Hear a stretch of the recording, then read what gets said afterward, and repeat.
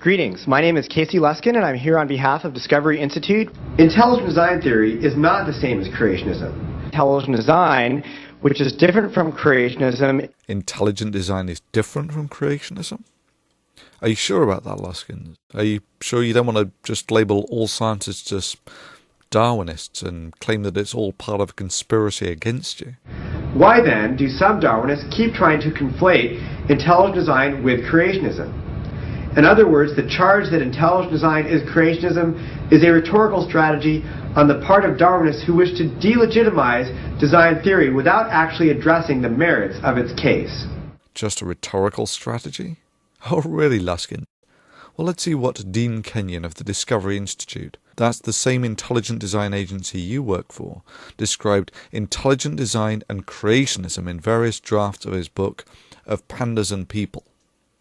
In an early draft, he states that creation means that various forms of life began abruptly through the agency of an intelligent creator with their distinctive features already intact. Fish with fins and scales, birds with feathers, beaks and wings, etc. In a later edition of the book, he states that intelligent design means that various forms of life began abruptly through an intelligent agency with their distinctive features already intact. Fish with fins and scales, birds with feathers, beaks and wings, etc. Yeah, sure, Luskin, it's all just a rhetorical strategy by a conspiracy. This all came out in the Dover court case back in 2005, when a judge ruled on the crushing weight of the evidence that, in making this determination, we have addressed the seminal question of whether intelligent design is science.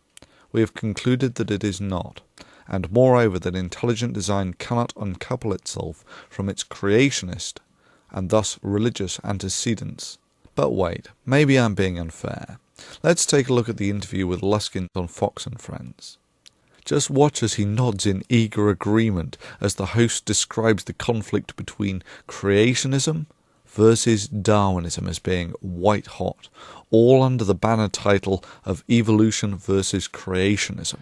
To evolution in textbooks, the fight over how to teach the subject, evolution, should have been over, but some textbooks are still getting it wrong, raising the question, should the board be stripped of its power to choose textbooks? Joining us right now from the Discovery Institute, an organization that has been heavily involved in the Texas case, is Casey Luskin. Good morning to you, Casey. Thanks for having me. Okay. Now, your problem, and the whole thing, creationism versus Darwinism, is white hot these days. Your main problem with science books is that they take a one-sided look at evolution, right? That's exactly right. Unfortunately, the vast majority... Ironically, back in 2007, Luskin published a paper in the Montana Law Review titled Intelligent Design Will Survive Kitzmiller vs. Dover. That's the court ruling I referred to earlier. The immediate irony being that neither Luskins nor the Discovery Institute seem to have the conviction of their own words.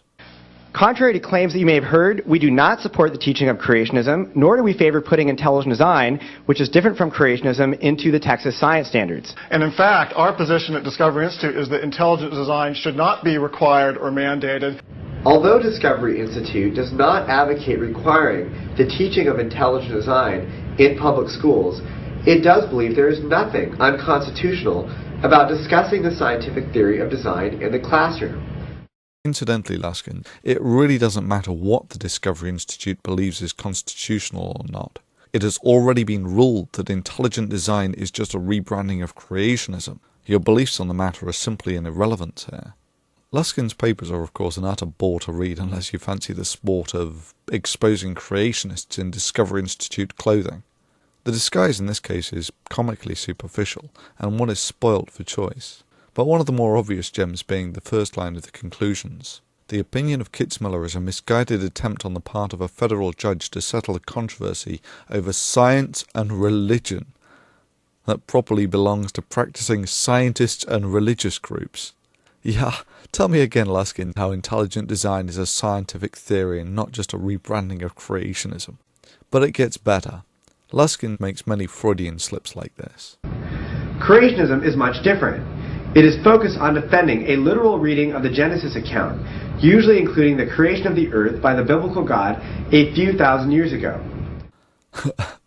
Wow, Luskin, creationism can only be defined as a literal interpretation of the biblical book of Genesis. But it gets even better than that. On Luskin's Discovery Institute page, he states that he is co-founder of the Intelligent Design and Evolution Awareness Center, a non-profit helping students to investigate evolution by starting idea clubs on college and high school campuses across the country.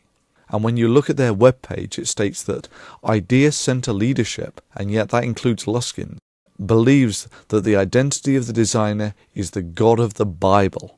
Let me read that again. The Intelligent Design and Evolution Awareness Center's leadership, which includes Luskin, states that they believe that the designer is the God of the Bible, and yet Luskin will sit in front of a camera with a straight face and say, Unlike creationism, the scientific theory of intelligent design is agnostic regarding the source of design and has no commitment to defending Genesis, the Bible, or any other sacred text. Casey Luskins and the Discovery Institute, welcome to your new home at Why Do People Laugh at Creationists. But let's take a look at your publication, shall we? First, the Journal of Church and State. Yeah, that's an interesting journal to put forward a case for intelligent design as science. Citation 0. That means that no one who read it deemed it important enough to mention. Hardly a hot article, is it, Luskin? But let's take a deeper look. First and second search terms, creationism and intelligent design. Rather peculiar search terms for someone who thinks that they are entirely different. The abstract reads, review several laws to assess the ability to present creation science, intelligent design theory, or scientific criticism of evolution in public school districts in the US which have various teaching viewpoints. Restrictions faced by the teaching of creation science. Background on the Lemon Test, a judicial vehicle used by US courts to determine the constitutionality of teaching creation science. Creation science. Nature of intelligent design theory. Oh, single author paper, Casey. No one else to blame on this one. The second paper is actually a legitimate peer-reviewed science paper using methods such as argon dating of rocks about 6 million years old. Congratulations, Casey, you've not been a complete waste of skin. But really, Casey, maybe you should spend some of your effort trying to explain to young Earth creationists about radiometric dating. You know, this sort of thing. The dating methods that evolutionists rely upon to assign millions and billions of years to rocks are very inconsistent and based on unproven and questionable assumptions. Rather than sowing disinformation about evolution. Then lastly we come to the funniest of all of them. Progress in complexity, information and design. Come on, tell us about it, Luskin.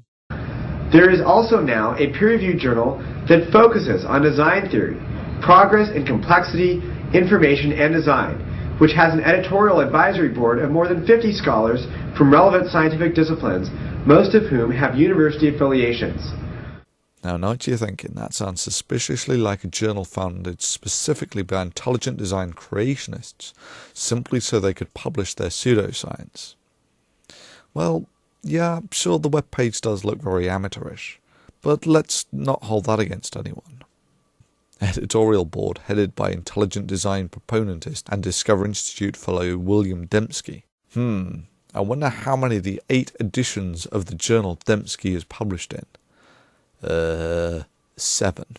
But it gets better than that. The last edition of the journal was in 2005.